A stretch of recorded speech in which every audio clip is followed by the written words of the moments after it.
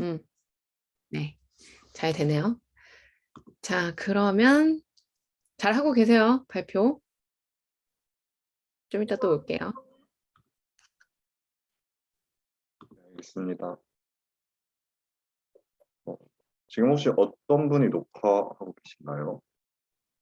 이거 한 분만 녹화 가능하신 건가요? 저 일단 하고 있습니다. 아, 그냥 다 녹화할 때 녹화할 수 있습니다. 각자 다 되는 것 같네요.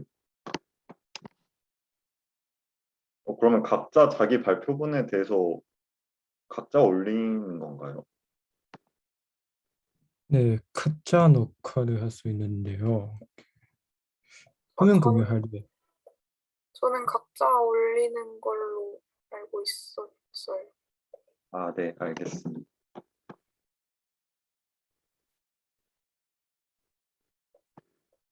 그러면 뭐 먼저 준비되신 분 먼저 발표 진행해 주시면 다른 분들 동료 평가가 있어요. 그래서 그거 같이 해주시면 될 것 같아요.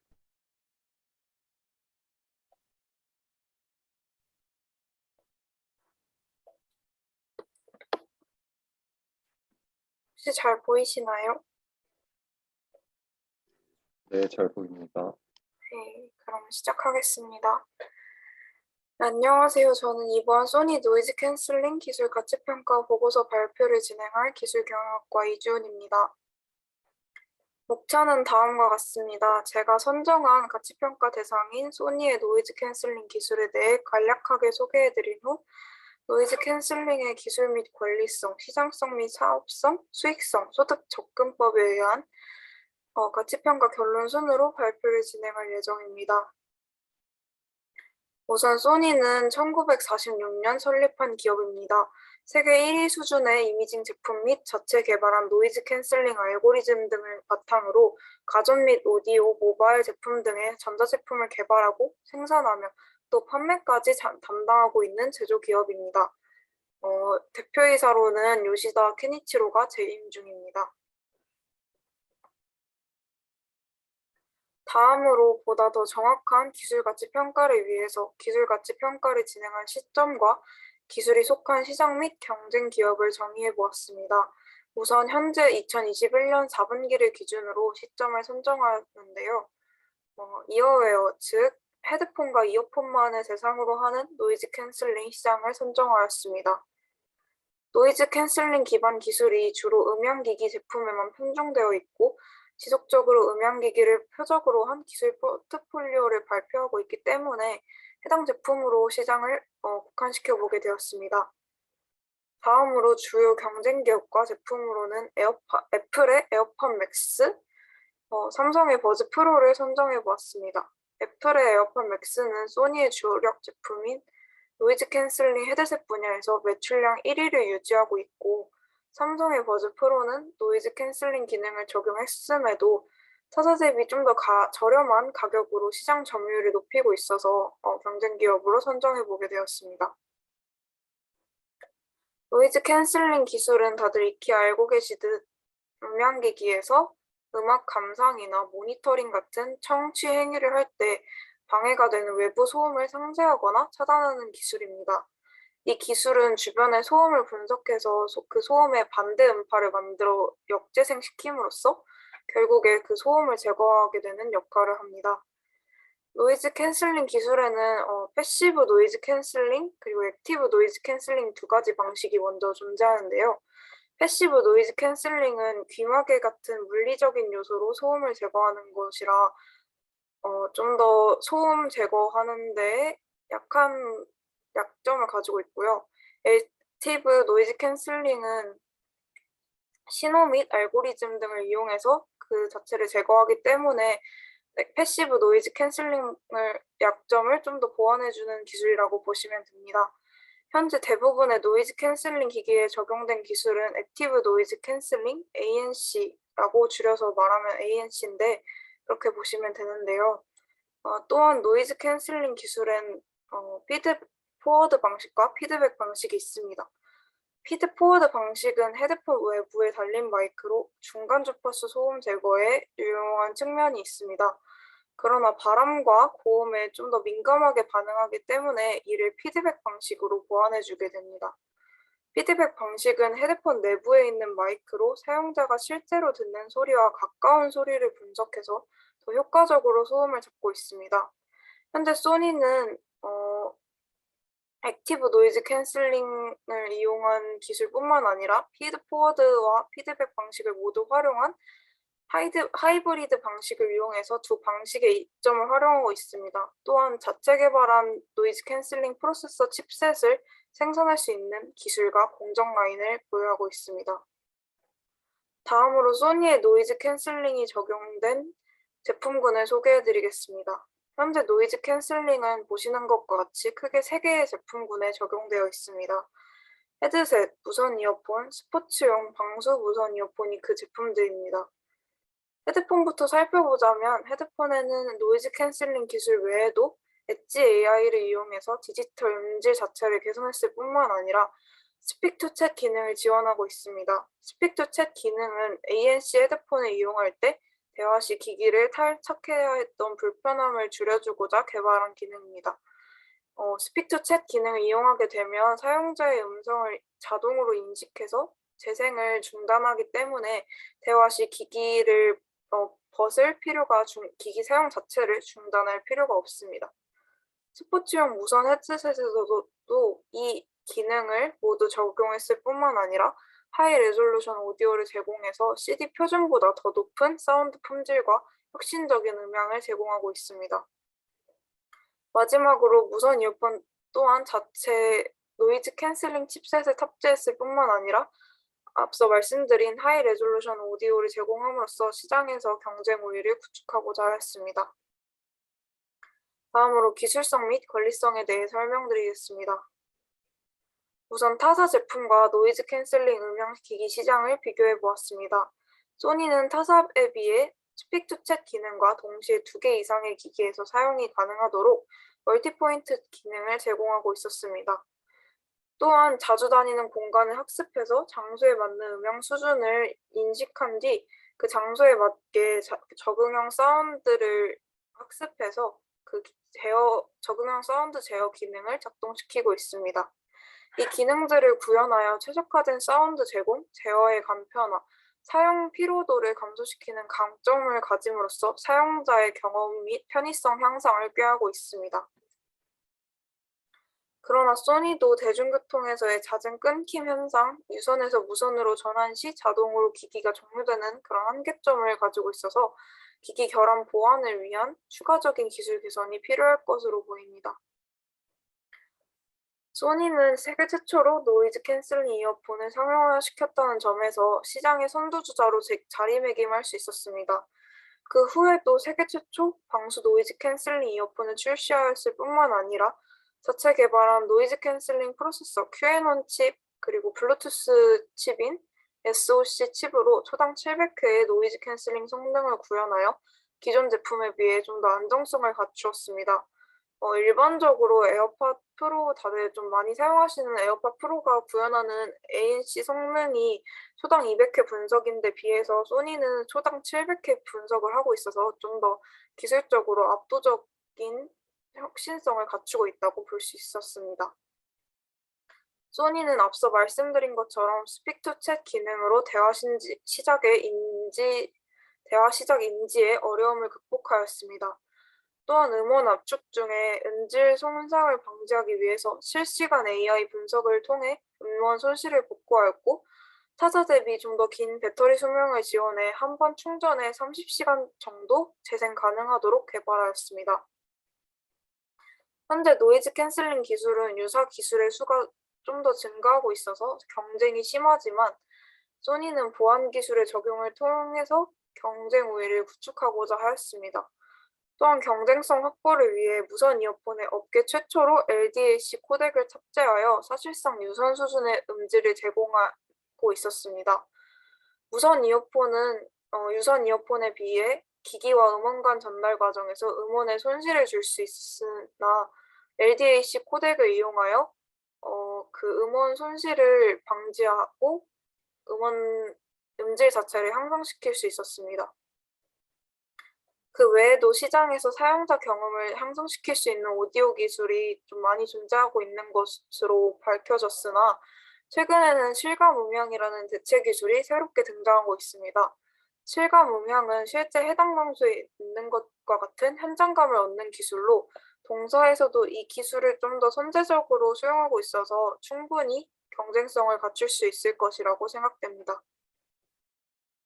노이즈 캔슬링 기술 자체는 음향기기와의 시장과의 융합으로도 확대가 가능합니다.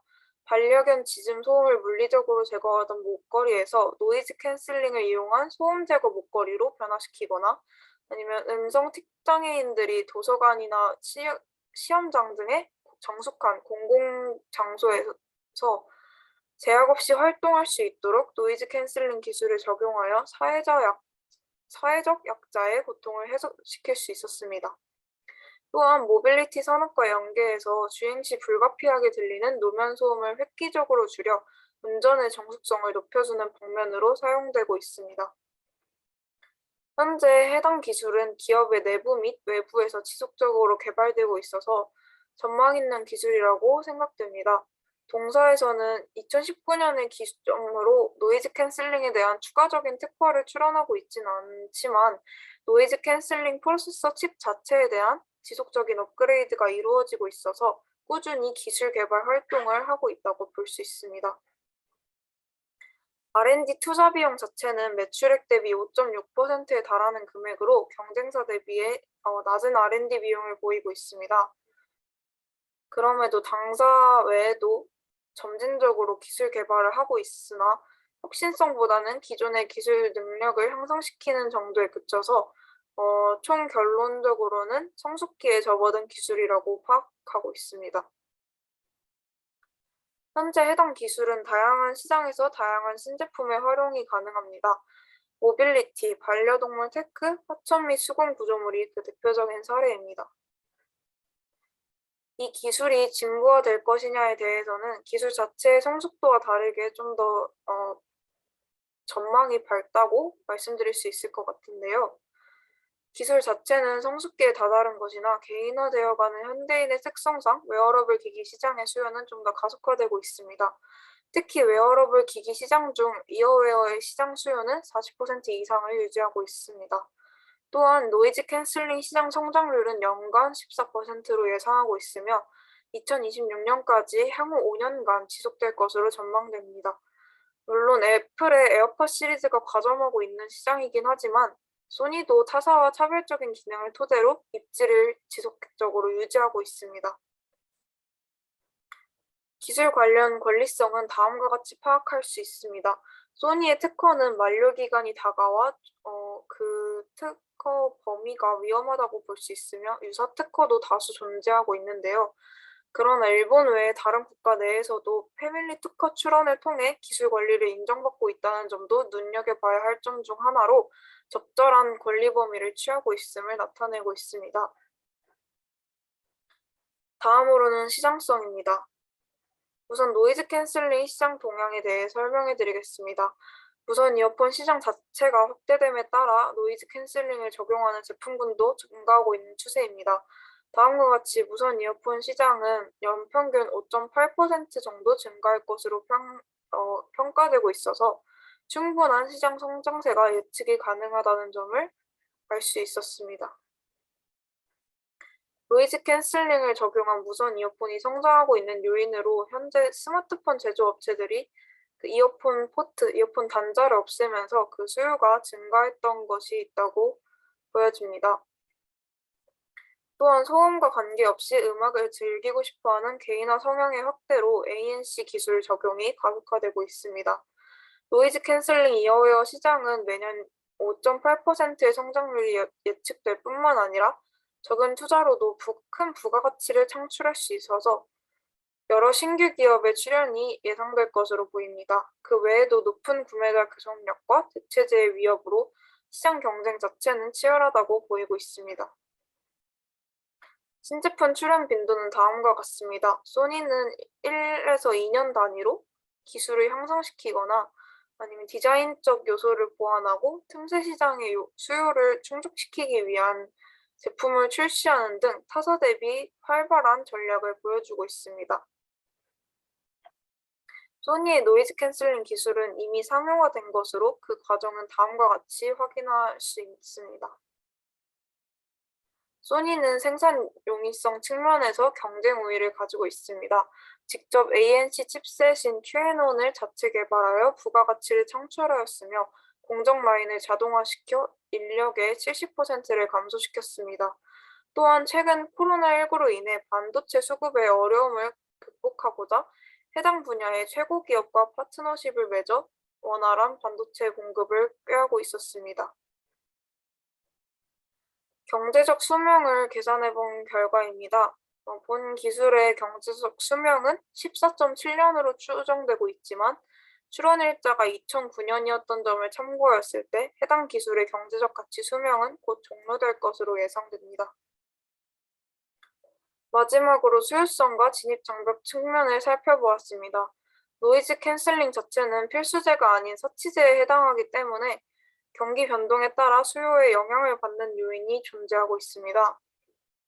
또한 당사에 비해 좀 더 저렴한 제품을 시장에 내놓는 기업들도 많이 존재해서 이에 대해 대응책이 필요할 것으로 보입니다.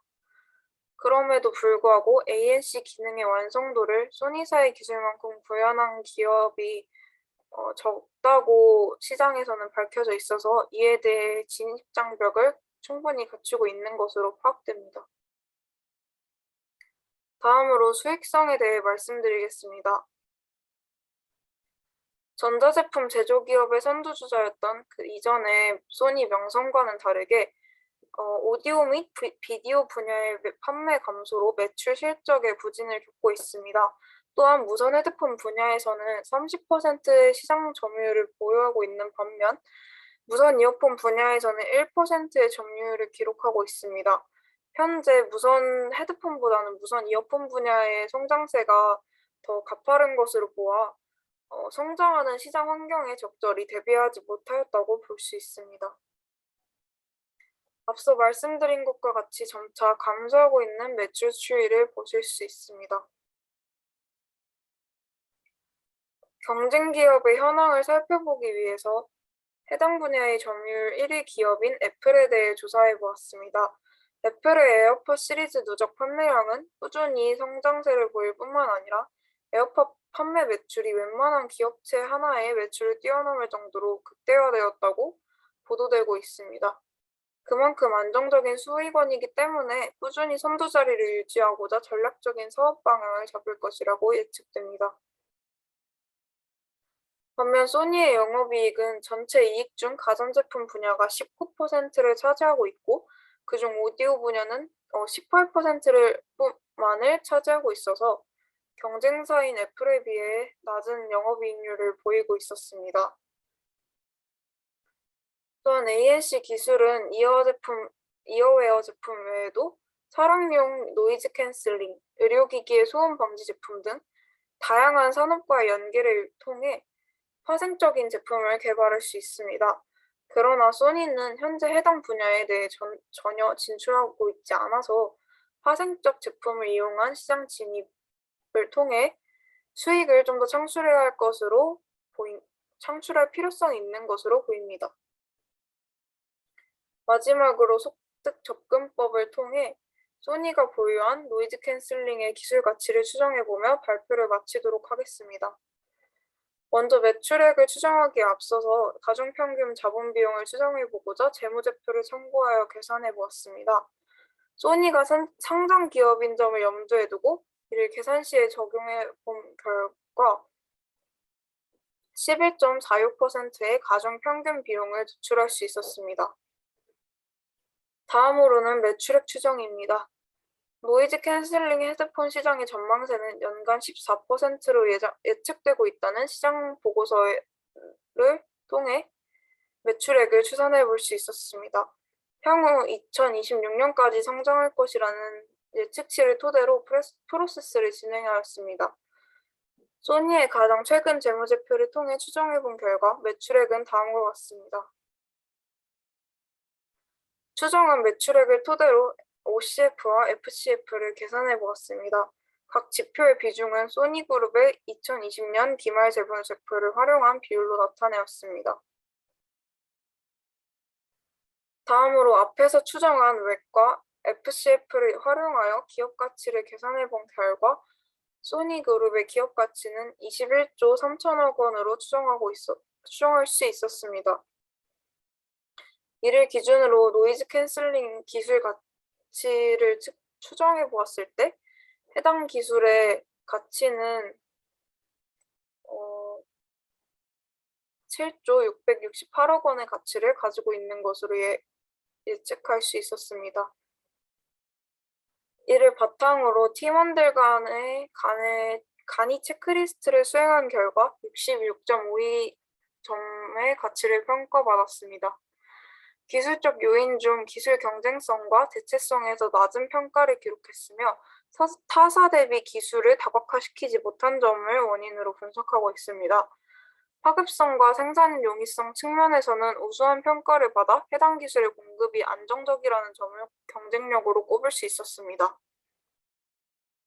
종합적으로 분석해보자면 소니는 노이즈 캔슬링 프로세서 칩셋을 자체 개발 그리고 생산할 수 있는 경쟁 우위를 바탕으로 업계에서 인정받고 있는 우수한 기술력을 가지고 있다고 판단됩니다. 또한 사업성 측면에서도 비용 절감과 차별화를 위한 전략 추구를 통해 경쟁적인 전략을 세웠다고 볼 수 있는데요. 그러나 시장의 경쟁이 치열해지고 있으면서 기업의 입지 자체가 약해지고 있으며 성장하는 무선 이어폰 시장에 알맞게 대처하지 못했다는 약점을 가지고 있는 것으로 보입니다. 이에 대처하기 위해 틈새 시장의 요구를 충족시키기 위한 제품을 개발하거나 아니면 파생적인 다른 산업과의 융합을 통해 파생적인 제품을 개발하여 추가적인 이익을 창출해야 할 필요가 있다는 결론을 내릴 수 있었습니다. 지금까지 발표를 들어주셔서 감사합니다.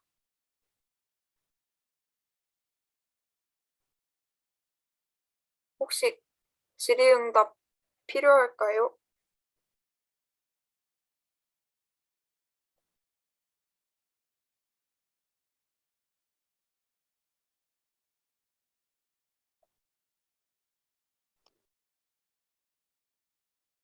딱히 없으신 것 같습니다.